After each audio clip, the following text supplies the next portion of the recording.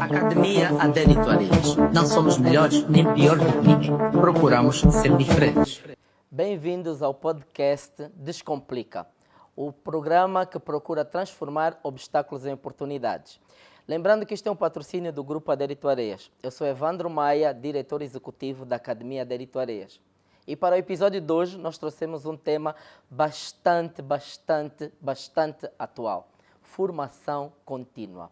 Até que ponto as licenciaturas elas respondem às exigências do mercado atual? Até que ponto hoje a formação contínua deixou de ser um luxo para se tornar um tema de sobrevivência de mercado?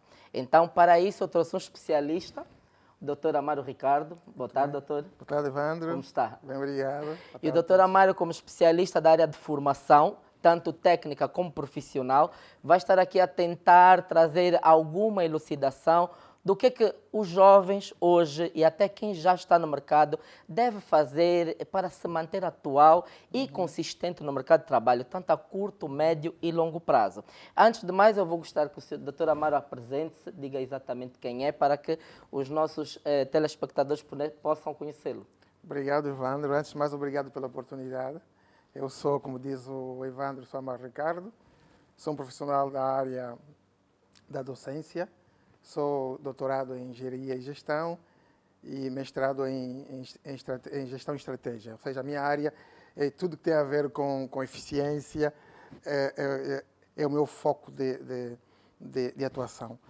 E, pronto, estou na área da docência já há muitos anos.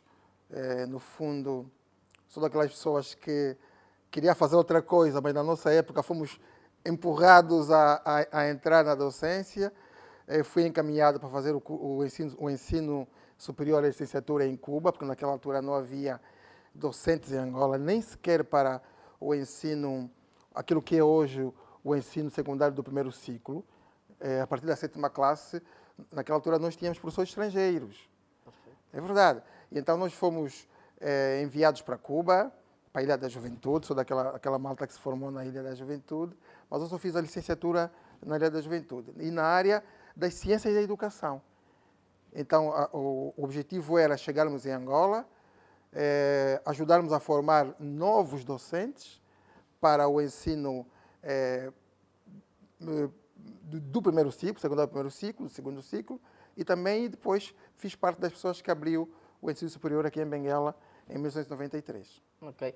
E como é que foi a sua experiência ao lidar logo de imediato com a formação em Angola? Tem alguma situação assim que o marcou? O que é que, como bem disse, né? Quase que foi obrigado. Exatamente. E não foi uma escolha, mas acredito que hoje já ganhou amor por isso. É verdade. Tem alguma história, alguma situação que impactou-lhe durante esse seu percurso profissional?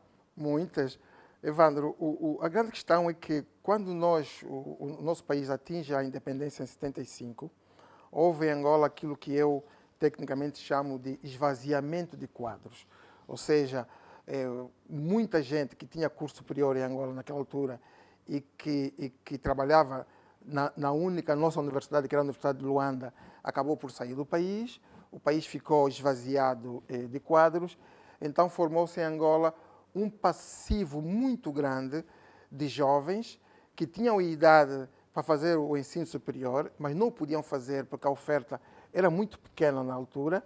E então, quando nós abrimos o ensino superior, por exemplo, aqui em Benguela, nós éramos docentes do ensino superior, mas éramos os mais novos da turma, okay. Só para ter noção disso. Certo. Exatamente, ou seja, os nossos alunos eram todos muito mais velhos do que nós, mas isso foi um sinal de que havia muita gente que queria fazer o ensino superior, mas em Angola naquela altura não havia oferta formativa. E então isso era um bocado diferente, como é que todos os professores são mais novos do que os alunos. Pronto, mas nós conseguimos, de uma maneira inteligente, lidar com essa situação. Perfeito. Diga uma coisa, pelo que eu percebo, o Dr. Amaro tem bastante experiência, de forma bem vasta, na área da docência, mas também sei que trabalhou na área da administração e serviços Exatamente. durante alguns anos, não é? Exatamente. E essa experiência, adquiriu experiência primeiro na área da docência. Exato. Acredita que isso lhe trouxe insights e inputs para poder exercer o cargo em comissão de serviço que exerceu durante algum tempo? Com certeza, Evandro. De facto, quando eu vou para a administração pública, eu chego de Cuba em 91. Em 91 começamos a dar aulas nos INES, nós éramos os docentes dos INES. Depois fomos cooptados para abrir o ensino superior em Benguela. E passado 3 ou 4 anos, eu fui cooptado para exercer uma comissão de serviço no governo provincial de Benguela, no gabinete do governador, no palácio. Eu era o assessor principal do governador, o governador Rangel na altura. E então ali eu tinha uma certa bagagem acadêmica e depois ganhei muita bagagem, diria eu, administrativa, estando no palácio e a trabalhar com uma pessoa extremamente inteligente, que era muito bom nessa vertente administrativa, que era o governador provincial Domingos de Rangel. Então, a partir dali, comecei a ter uma noção muito clara do que é juntar, digamos assim, as competências administrativas com as competências acadêmicas e científicas. E então, depois, no fundo, foi um bocado mais fácil a minha vida no governo, porque sabia falar bem, sabia escrever bem, já trabalhava muito bem com computadores. Os computadores, naquela altura, ainda eram uma grande novidade, mas eu já sabia trabalhar bastante bem, porque eu trabalho bem também em programação informática e coisas do gênero. E foi fácil ter, na altura, as competências necessárias para exercer a função que me tinha sido acometida. É interessante essa sua abordagem, porque faz-me remeter a uma questão que, naquela altura, havia muitos poucos licenciados no mercado. Muitos poucos. Então, o nosso país tinha a tendência de apostar mais na formação técnica profissional. Exatamente. Acredita que a mudança desse quadro hoje que está a acontecer, e já vem acontecer também já há alguns aninhos, não é? Em que a formação técnica profissional quase que está a ficar ligeiramente abafada, agora está a começar-se a trazer ou a emergir novamente esse tema. Mas começou-se a colocar muitos doutores no mercado, posso Exato. assim dizer, né? Começou-se a colocar muitos licenciados no mercado e a área técnica profissional começou a perder-se. Até que ponto acredita que isso impactou, ou de forma positiva ou negativa, nos quadros do nosso país? Bem, Evandro, é uma questão muito sensível e muito difícil de ser abordada. Por quê? Porque eu, na minha opinião, o que sucedeu no país é que, numa certa fase do nosso país, havia necessidade de termos, de facto, pessoas licenciadas. E depois, durante muito tempo, nós tínhamos uma economia centralizada, e não havia empresas privadas, as empresas eram todas empresas públicas, e depois o setor produtivo, pelas razões óbvias do conflito armado e não só, ficou muito reduzido, o chamado segundo setor da economia, que é, digamos assim, a indústria, e a própria agroindústria ficou praticamente anulada. Então passamos a ser um país basicamente de importação de soluções. Então, éramos um país tipicamente de serviços administrativos, de serviços, e um país de comércio. Logo, todo mundo queria ter uma licenciatura para trabalhar no setor público. Então, só depois da nossa economia começar a ganhar alguma dinâmica, nós começamos e o nosso setor produtivo começar a ganhar dinâmica, começamos a perceber que tínhamos que ter formação técnico-profissional para atender às necessidades do mercado. Mas ainda assim estamos muito longe disso, Evandro, muito longe disso. Se o Evandro é uma pessoa inteligente e é investigador e também, é também investigador. Se for à procura dos nossos indicadores de emprego e desemprego, vai encontrar números muito alarmantes. O primeiro deles é que o segundo setor, que é o setor da indústria, energia e águas, emprega nada mais do que 4,2% de toda a população empregada em Angola. 4,2%. E tudo o resto é o primeiro setor, que é agricultura, pescas, civicultura e assim sucessivamente, e o terceiro setor, que é comércio. Sim. E depois, de cada 100 pessoas empregadas em Angola, 78 estão empregadas na economia informal. Então, é por isso que a formação nas áreas técnicas, o ensino técnico profissional é um assunto extremamente sensível e ele foi muito abordado agora na Conferência Nacional sobre o Capital Humano, onde eu tive também o prazer de lá ter estado, que é, afinal de contas, por que nós não temos muita formação nas famosas áreas STEM, que é ciências, tecnologias, engenharias e matemáticas, e temos muita gente formada nas outras áreas. Mas Evandro, os jovens, vocês os jovens, nós os pais dos nossos filhos, somos seres racionais. Nós queremos que nossos filhos se formem em áreas que tenham correspondência no mercado de trabalho. Ou seja, ninguém põe um filho a estudar para uma área que não vai ter abertura. Que não vai ter abertura. Então, o que está a passar em Angola é isso. Ou seja, o nosso segundo setor, que é o setor produtivo, está ainda muito incipiente. Tem havido, sim, é verdade, muitas iniciativas no sentido de facto, diversificar a nossa economia, mas sejamos sensatos em dizer que a diversificação econômica ainda não aconteceu. Então, como ela de facto ainda não aconteceu, há muito pouca oferta formativa na área das chamadas áreas STEM, ciências, tecnologias, engenharias e matemáticas, mas também há muito pouca formação no ensino secundário, no ensino secundário para a formação média técnica. Há muita formação, mas quando vamos perceber, os jovens fazem o ensino secundário na área técnica profissional, mas depois eles vão para a universidade. Exato. Mas hoje em dia, por conta da conjuntura econômica que a gente vive, não é? Hoje, quem participa ou consegue custear uma universidade privada precisa já ter algum capital, não é? Exatamente. E então nem todo mundo consegue. Aonde entra o grande point? A nossa Academia de Formação, a Academia de Editoriais, ela surge justamente com essa visão de auxiliar o mercado nesse sentido. Porque nós estamos focados em formações técnicas profissionais, justamente para alavancar uma certa empregabilidade nos jovens. Ou seja, procuramos trazer cursos e formações em que o jovem que adere, ele não precisa praticamente depender do emprego. Exatamente. Ele sozinho consegue gerar a sua própria renda por meio daqueles cursos técnico-profissionais. A título de exemplo, nós recentemente demos 2 formações, uma voltada a marketing digital de 360 graus, onde eles aprendem justamente como manusear todas essas ferramentas digitais e tudo mais, que dá-lhes justamente emprego imediato. Exato. Outra particularidade que nós tivemos, por exemplo, tivemos formações para a salicultura e tivemos jovens que começaram a bater as portas em várias salinas justamente para poderem trabalhar nisso e muitos deles conseguiram emprego. Então, e não são formações tão caras. A grande questão é, por que eu lhe coloco essa pergunta? Porque o que eu tenho visto ou observado é que muitos jovens, eles querem mesmo chegar até a universidade, e eu não sou nada contra isso, muito pelo contrário.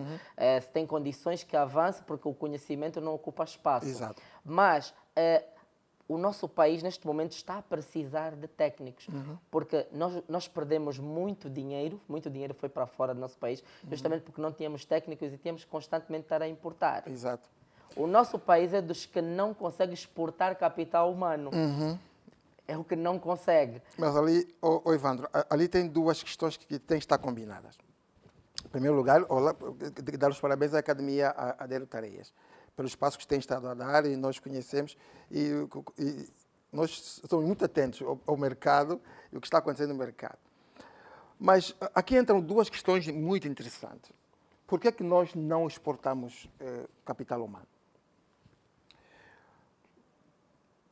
Uma primeira razão é que a nossa escola, a escola angolana, em sentido geral, nos seus vários subsistemas, e aqui vamos particularizar o subsistema do ensino secundário de segundo ciclo e o subsistema do ensino superior, eles precisam de ter reputação.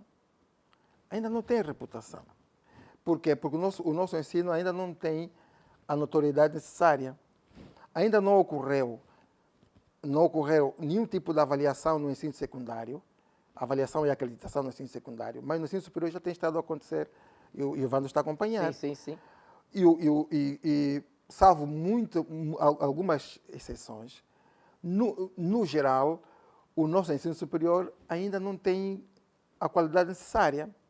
É por essa razão que, numa escala de 0 a 100, a avaliação média dos cursos em Angola, pelo menos dos primeiros 284 cursos, foi de cerca de 56%, numa escala de 0 a 100. É uma escala bastante baixa. Sim, sim.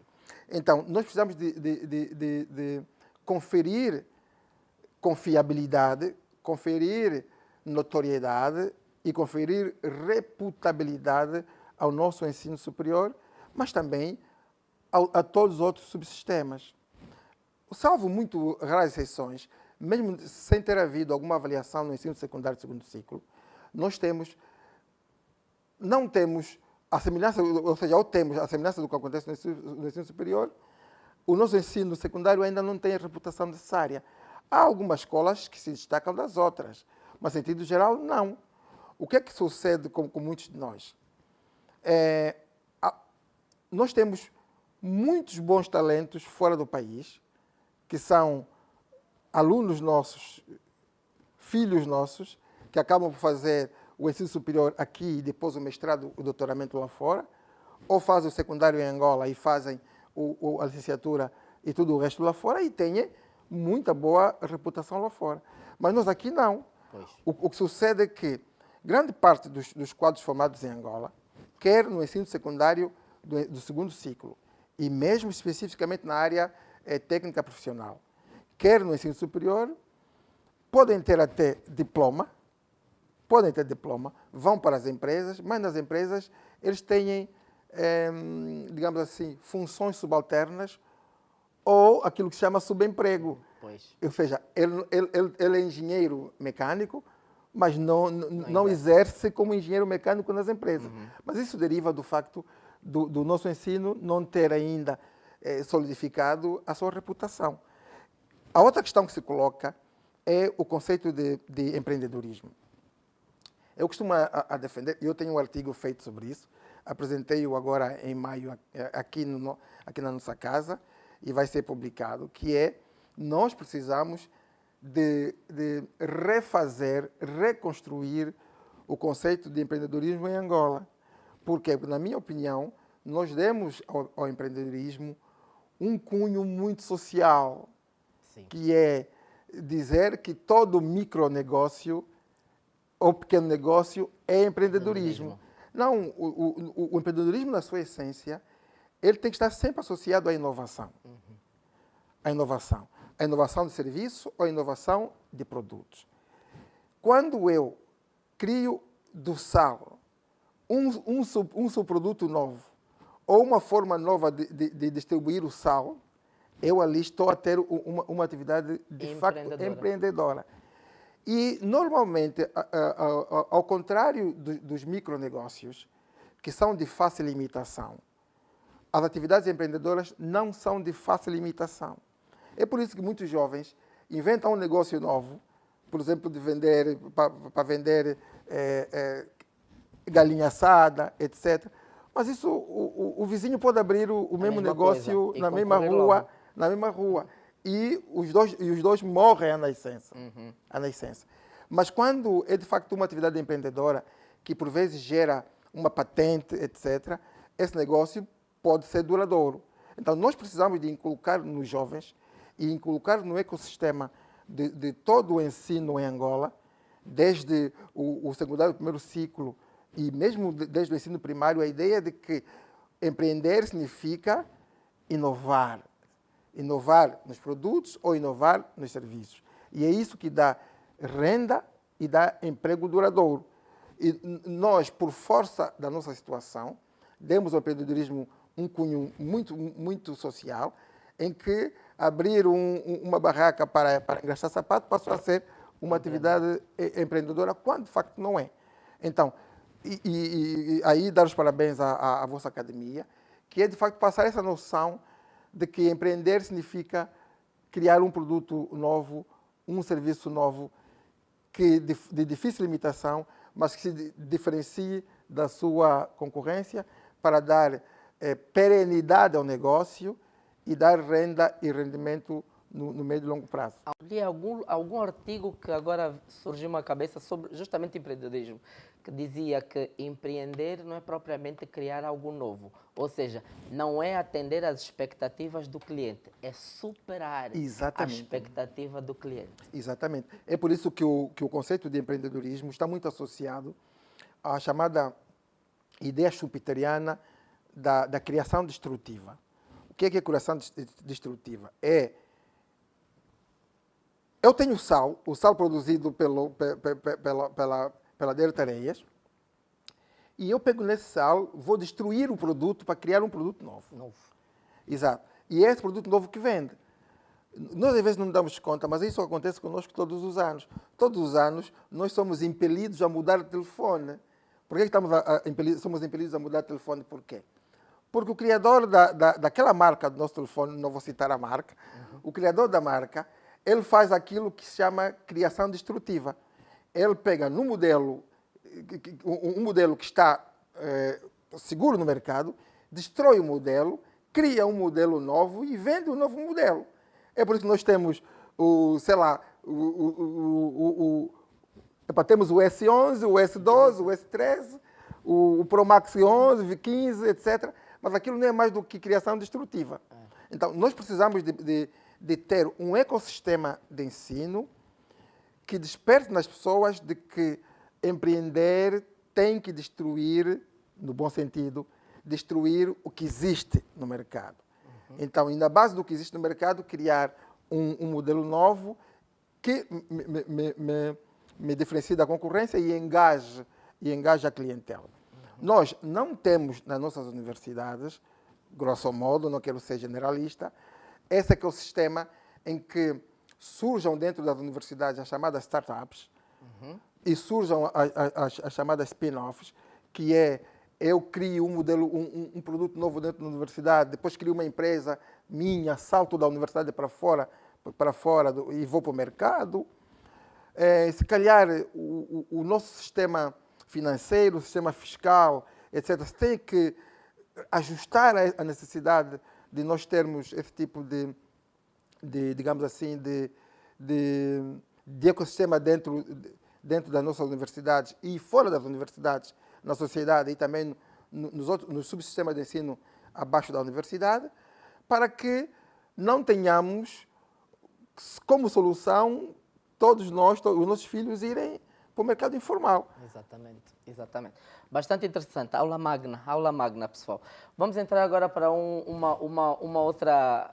outro bloco do nosso podcast, que chama-se Complica ou Descomplica. Okay. O que acontece? Eu vou lançar algumas frases para o Dr. Amaro e, se concordar com essas frases, achar que é verdadeira, vai dizer descomplica. Okay. Se achar que é mito, é mentira, vai dizer complica. Okay. E pode justificar de forma sucinta a coisa, tá bom? Ótimo. Vamos lá, a primeira frase.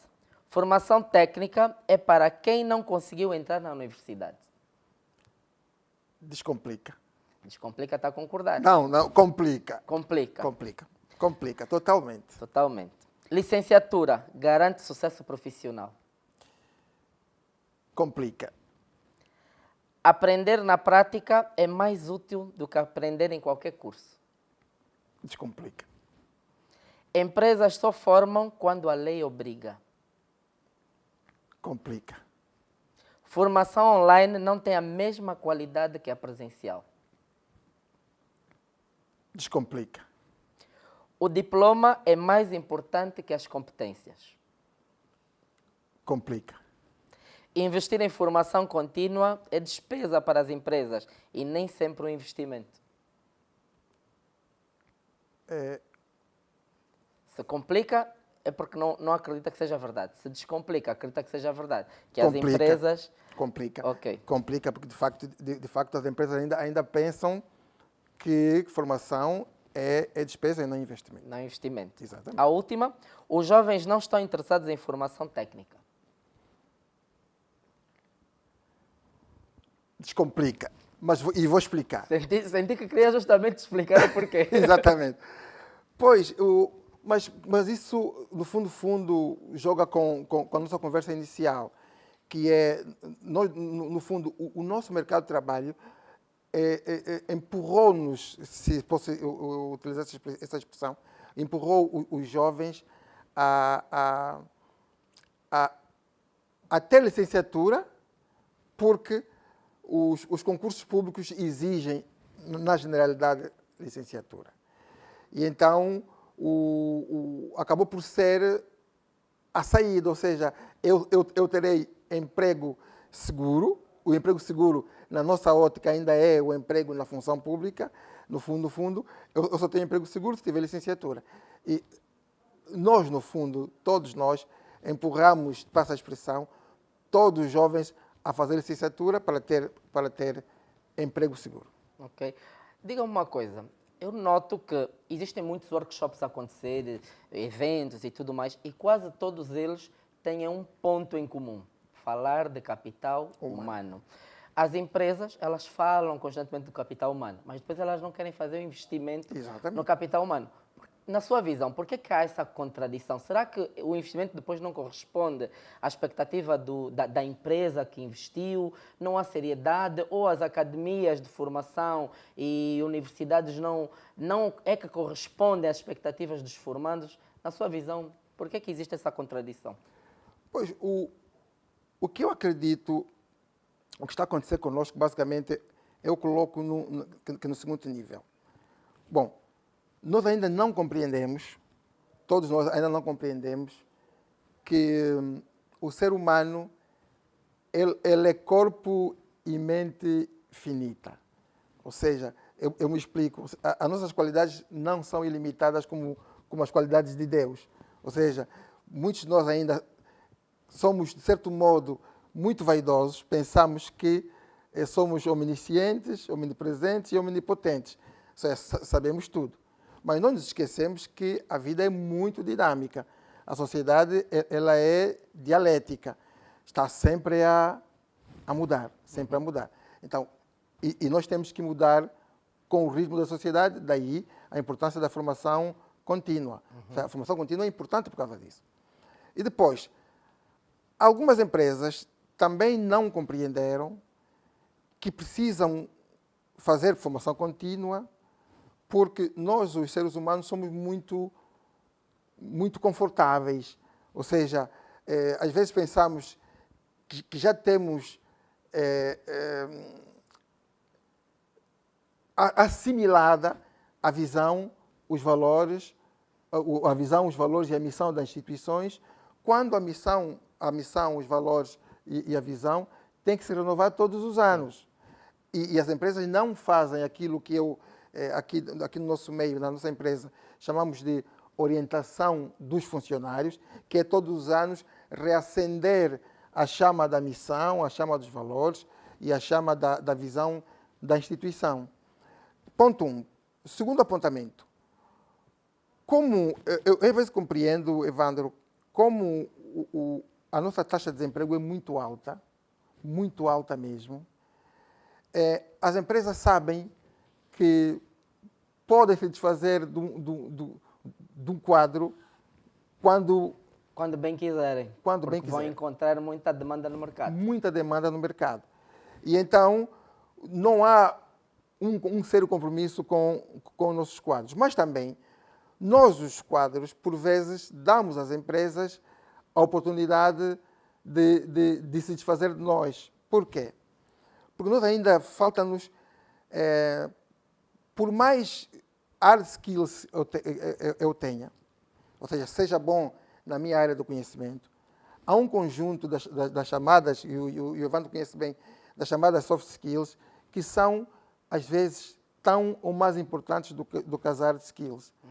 As empresas não querem só um bom engenheiro quando ele não tem as outras componentes que são importantes para as empresas e são importantes para a vida. Ninguém quer um bom engenheiro se ele falta 2, 3 vezes da semana, se ele está constantemente a dizer que não tem tempo, se ele está constantemente com um óbito, um óbito da prima na província tal, ele vai. com um casamento e está constantemente fora da empresa. Quer nós, os empregados ou os empregadores, por vezes, temos que termos ciência de que precisamos das empresas do mesmo modo que as empresas precisam De nós. de nós. Exatamente. É bastante interessante isso porque eu digo sempre, ninguém é insubstituível. Nós somos Exatamente. seres substituíveis, mas precisamos de ser pessoas difíceis de serem substituídas, não é? Exatamente. Porque de nada adianta eu ser o melhor profissional do mundo, mas depois na empresa eu sou tóxico, eu sou o confusionista, sou o que não sei trabalhar em equipa, sou o que Não tem hipótese. não cumpre com o regulamento interno da organização e então aí eu estou a dar margem justamente para amanhã. Não trata bem Eu os nunca digo clientes. ser demitido, sabe qual é o termo que eu uso? Ser promovido para o mercado de trabalho. Exatamente. Eu estou a abrir ala justamente para que a empresa me promova para o mercado de trabalho. Não trata bem os clientes, não contribui para a fidelização dos clientes. Temos muito bons quadros, muito bons na sua área de competência, na sua área do conhecimento, mas têm muitos problemas desse tipo. Comportamentais. Muitos problemas comportamentais. Exatamente. Diga uma coisa, doutor Amaro, na sua visão, na prática mesmo, o que é que acredita que dá um retorno imediato? Uma licenciatura ou uma formação técnica profissional? As duas coisas. Eu acho que nenhuma delas é mais importante do que a outra. De facto, as empresas têm um organigrama, têm uma estrutura de processos, uma gestão de operações e têm para cada nível da empresa as necessidades muito bem delineadas. Há necessidades que são para técnicos médios profissionais, mas também há necessidades que são para licenciados. Então, nós precisamos de ter no país, pessoas com formação média técnica profissional, como pessoas para a formação superior. Então, eu não acredito que nós tenhamos mais ou menos importância. Eu há dias, Evandro, estive em Luanda, na Conferência Nacional sobre Capital Humano, e uma das questões que se colocava lá era que nós tínhamos licenciados a mais em algumas áreas do conhecimento. E, por exemplo, frequentemente se aponta, por exemplo, os cursos de Direito como cursos sedentários. Ou seja, há quem diga que em Angola os cursos de Direito são sedentários. Eu faço uma pergunta. Por que os cursos de Direito são sedentários? Alguém que me prove que os cursos de Direito sejam sedentários. Não há prova nenhuma. Eu, por exemplo, se você for ao site do Ministério da Justiça ou do Tribunal Supremo, há de encontrar que nós em Angola temos 713 juízes. 713 juízes. Se você for fazer a média, o número de juízes por cada 100 mil habitantes, isso vai te dar um número muito pequeno de juízes por cada 100 mil habitantes. Bastante interessante esse dado. Exato. Muito pequeno juízes exato, por cada 100 mil habitantes. Então, quando tu vais comparar com os outros países e fizer um estudo comparativo, ok, vou comparar o número de juízes por 100 mil habitantes em Angola, em Portugal, no Brasil, em Cabo Verde, etc. Has de ver que o número de juízes por 100 mil habitantes em Angola é muito inferior aos outros países.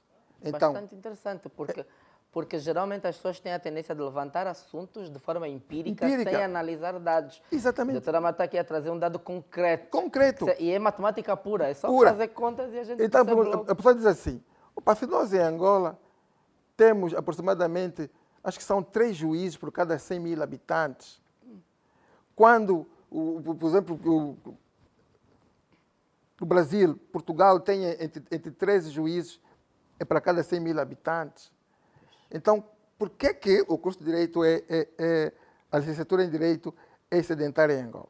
Pois, não é. Não é possível. Olha, nós temos em Angola aproximadamente entre 19 mil a 20 mil advogados em Angola. É só entrar no site da Ordem dos Advogados em Angola. Bom, então agora faça o per capita do número de advogados em Angola e o número de cidadãos. E o número de cidadãos. Pois. É verdade. Hás de ver que o número de advogados por cada 100 mil habitantes em Angola é muito inferior ao do Brasil e muito inferior a de Portugal ou de outro país. Quando o direito à justiça, a facilidade de acesso à justiça, é o objetivo de desenvolvimento do milénio. Então, é muito difícil dizer que nós temos licenciaturas a mais em Angola. E se você fizer o mesmo raciocínio, levar isso para o número de Gestores de RH, gestores de empresas. RH, gestor de empresa, etc., vais encontrar rácios... Contabilistas também, diz que há muitos no mercado também, já É ouvi. mentira. Pois. Exato. Hás de encontrar rácios que deixam a pensar seriamente. Nós estamos a formar professores. Em Angola não há província nenhuma que não tenha uma escola superior para formar docentes. Alguém poderá dizer, em Angola tem docentes a mais, ou licenciaturas em educação a mais. Quem disse? Quem disse isso? Num país como o nosso, onde de cada 100 crianças com idade para fazer o ensino primário, apenas 80 estudam. Quando o ensino primário em Angola é obrigatório na Constituição. É um direito. É obrigatório na Constituição.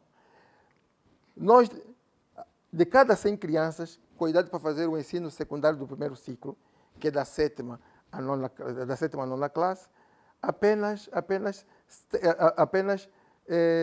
70 estudam. 30 não estudam. Pois. Então, precisamos de muitos professores. Hoje em dia, não consigo dizer que haja alguma licenciatura que esteja Seja excessiva. sedentária em Angola. Pois. Então, o que se passa conosco é essa questão primária que o Evandro coloca, da oferta formativa e da necessidade do mercado. Eu costumo dizer que é o tipo de problema da pescada com o rabo na boca. Você não sabe onde começa o problema e onde termina, e qual é a solução. Ou seja, é o mercado que deve exigir que as instituições formem quadros para o mercado, ou são instituições que vão formar quadros para depois o mercado criar as empresas? Interessante essa pergunta. Exatamente. Ou seja, há aqui uma questão de quem é que deve estimular a formação de quadros. Por exemplo, eu posso, aqui na nossa casa, no Instituto Superior Politécnico, podemos inventar, ok, vamos abrir um curso de engenharia aeroespacial. Pois. Depois não há mercado. O mercado. Pois. Então, ou seja, há aqui que nós temos que sentar-nos todos à mesma mesa e discutir com seriedade quais são os cursos técnicos que tenham, de facto, correspondência com o mercado. Porque senão vamos formar muitos quadros, quando demos conta, todos eles são mototaxistas. Nós, em Benguela, nós andamos a estudar tudo isso. Em Benguela nós temos números reais que nos foram passados pela Associação dos Mototaxistas. A província de Benguela conta com 40 mil mototaxistas registrados. 40 mil mototaxistas. Fora os informais. Fora os informais. A população de mototaxistas já é superior à população empregada na função pública na província de Benguela. Uau! Sério? Sério. Mas quando você vai no âmago da questão, há de reparar que todos eles têm o secundário, o segundo ciclo feito, o ensino médio feito. Ok. Muitos deles. Nós temos mototaxistas que são nossos alunos aqui. Diz-se que lá fora, eu acho que foi no site do Great Place to Work que eu vi, que dizia que 65% dos novos estudantes estão a entrar agora para as escolas, isso na realidade norte-americana, obviamente, vão trabalhar em empregos que ainda não existem. Exatamente. E então, aí eu sei que o Dr. Amaro está muito atento nessa área de inteligência artificial. Muito. E tem estado a se especializar. E eu queria lhe colocar justamente essa questão. A inteligência artificial e a automação, nós sabemos que está a eliminar muitos empregos. Exatamente. No mercado, não é? Porque é a modernização, é a inovação que nós falamos. Então, qual deve ser o foco da formação contínua em Angola para que a gente acompanhe essa evolução, esse dinamismo, que já vemos outras realidades a fazer, mas nós sabemos que essas realidades têm bases. Exatamente. E nós não temos todas. Exatamente. Então, na sua visão, Qual é o caminho que nós devemos percorrer? Qual é o foco? Essa é uma questão muito interessante, Evandro. Vou dar a nossa realidade. Nós, nos últimos anos, temos estado a ver a nossa linha de matrículas em alguns cursos nossos tem estado a decair imenso. Por exemplo, havia cursos que tinham uma procura muito alta e agora começam a ter procura muito baixa. Vou dar um exemplo. Gestão de empresas. Gestão de empresas, por exemplo. Por quê? Precisamente por causa da automação, por causa da inteligência artificial e por causa do desenvolvimento tecnológico no sentido geral. Hoje em dia, muitos nossos filhos e nós mesmos fazíamos esse tipo de cursos porque havia uma procura, por exemplo, no setor bancário e assim sucessivamente, mas hoje em dia o setor bancário está a fazer o caminho inverso por causa da automação. Nós andamos a pensar seriamente em começar a estudar os cursos de dupla titulação. Ou seja, parece-nos que já não é, já começa a ser estratégico haver cursos com dupla titulação. Por exemplo, não termos só um curso de gestão ou só um curso de direito, mas ter, por exemplo, um curso de direito e gestão. Ok. Juntar dois em um. E começar a juntar dois em um. Unificação. Exatamente. Que é, no fundo, para tornar o licenciado mais competente no mercado e que não seja derrubado por um vento fraco. Ou seja, no fundo, aquela história que os jovens dizem que, ou seja, uma pessoa forte não treme. Como é que é? Folha não treme, né? Folha não treme. Folha não treme. Exatamente. No fundo, tornar os quadros mais resistentes às tempestades do mercado, porque, de facto, não há dúvidas que, muito rapidamente, algumas das nossas profissões estão a ser muito absorvidas pela automação e agora com a inteligência artificial. A questão da inteligência artificial, o que nós, por exemplo, fazemos aqui ao nosso nível, é, o mais rápido possível, elevar as competências daqueles nossos colegas e colaboradores que são menos apetentes às questões ligadas com o desenvolvimento tecnológico, e especialmente a questão da informática e das tecnologias de informação e comunicação. Nós todos os anos fazemos, e vamos fazer a próxima semana, todos os anos fazemos um curso que é de capacitação administrativa e capacitação pedagógica, onde nunca falham módulos ligados com a inteligência artificial. Por exemplo, por que um docente não cria, e nós já começamos a experimentar há 2 anos para cá, nós já temos docentes que já têm clones, já têm Human Digital, que é, os nossos engenheiros, nós trabalhamos muito nisso, que é criar um clone do Evandro que imita o professor Evandro. Mas isso por meio do WhatsApp, como é que funciona isso? Por meio do WhatsApp, a partir de um código QR, de um QR Code, cria-se o Human Digital do Evandro e os alunos... Como se fosse um assistente digital, completamente, responde tudo por mim? Tudo. Ok. E com o estilo do Evandro. Com as palavras que normalmente usa. Podia preferir. Exatamente as palavras da sua preferência. Ela assume a sua personalidade. E o ano passado, já tivemos 2, 3 docentes que já tinham clones e os alunos falavam com os clones. Ok. Então, ou seja, nós temos que rapidamente passar isso para toda a sociedade, sobretudo naquelas áreas em que se precisa de muita interação entre o utente do serviço ou o cliente e o produtor do serviço ou do produto. Exatamente. Em que o utente ou cliente, estando sentado na minha casa, a partir do clone consigo falar com quem está a produzir aquele serviço. Então, na verdade, o que nós temos que fazer é, muito rapidamente, elevar as competências dos nossos colaboradores e trazê-los para o nosso tempo, que é o tempo da inteligência artificial e da automação. Exatamente. Muito interessante, muito interessante. Temos quantos minutos ainda, Jorge? 10 minutos. Tá Ok. bom. Vamos entrar agora para um outro bloco do nosso podcast que fala bate-bola. Ok? É o bate-bola descomplica. Ok. Onde eu vou lançar algumas frases e o Dr. Amaro vai ter que optar por uma delas. Ok. Se quiser justificar de forma rápida, Ok. por conta do nosso tempo, pode Ótimo. justificá-la. Ok? Licenciatura ou curso técnico profissional? Os dois. Tem que escolher um, mas eu percebo. Formação presencial ou online? As duas. Jovens recém-formados ou profissionais em requalificação? Os dois. Investir em hard skills ou em soft skills?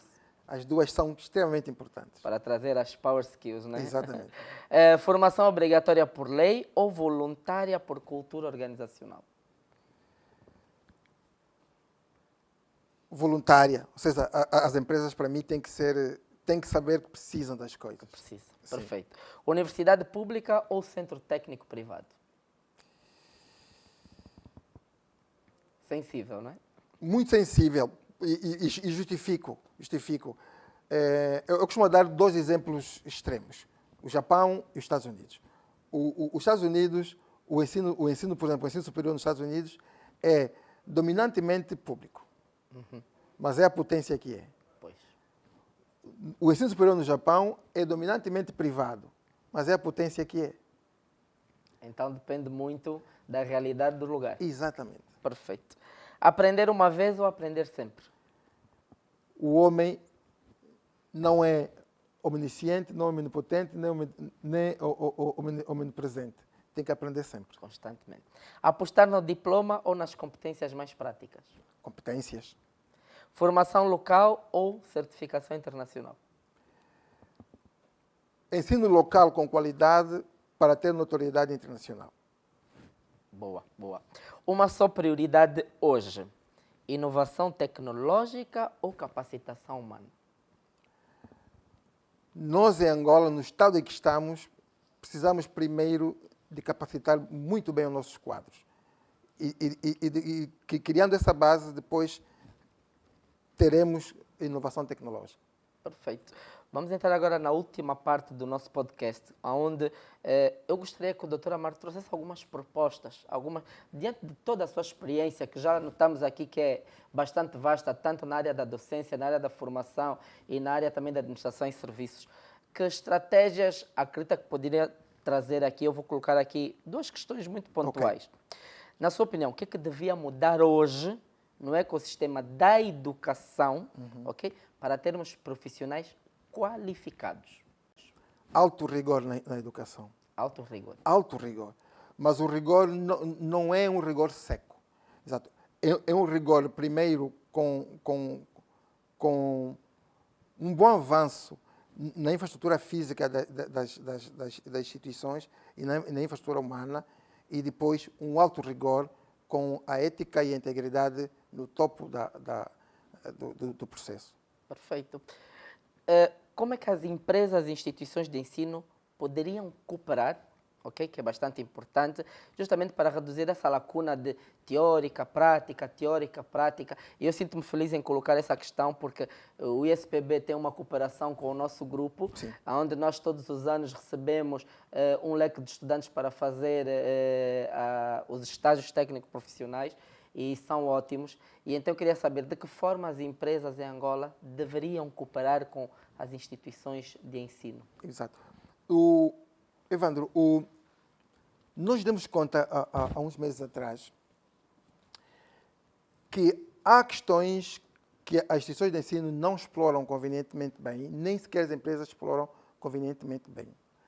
Por exemplo, há uma oportunidade no nosso ordenamento jurídico e na área das finanças e da fiscalidade, que permite, por exemplo, as empresas majorarem os seus custos quando recebem estudantes estagiários. E a mim parece que nem as empresas sabem conhecem bem essa realidade, nem as instituições de ensino conhecem bem essa realidade. Então, uma das coisas que se devia fazer, e nós temos estado a trabalhar isso e a receber propostas para isso, não sei se me permite de citar aqui algum nome ou não. Fica à vontade. Por exemplo, o gabinete de advogados, a Fátima Freitas esteve conosco em tempos.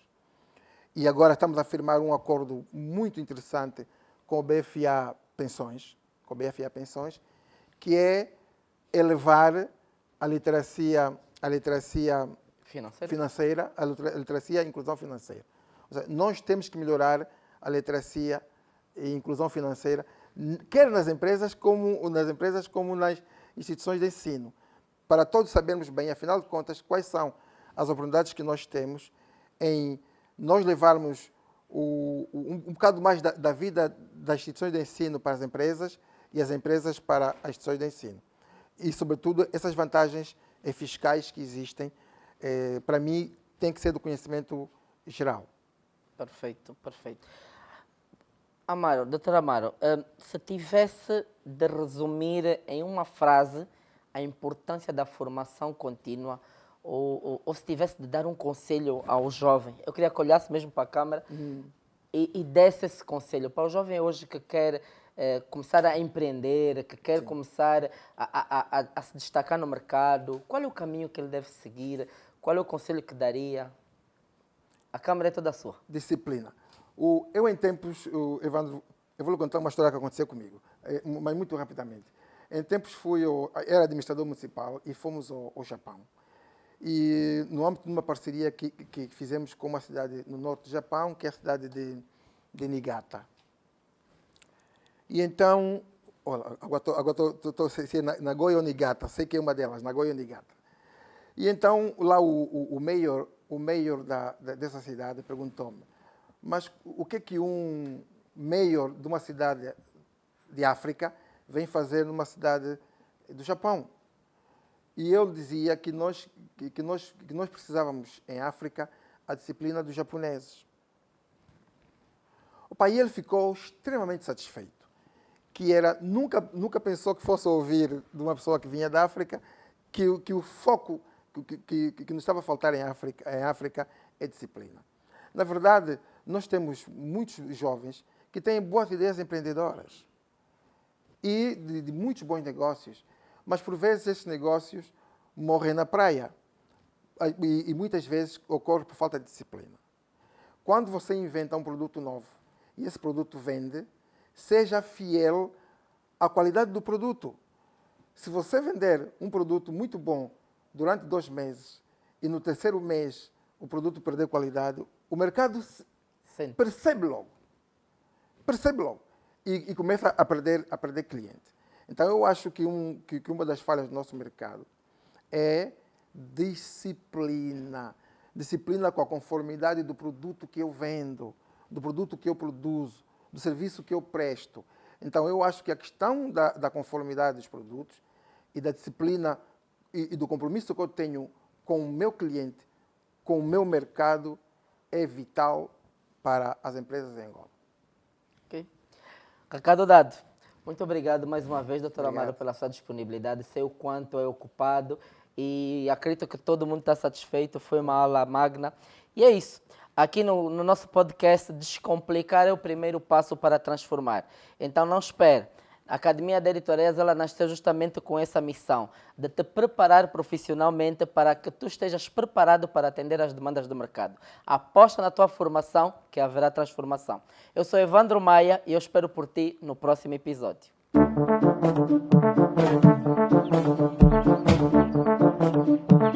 Academia de Editoriais. Não somos melhores nem piores do que ninguém. Procuramos ser diferentes.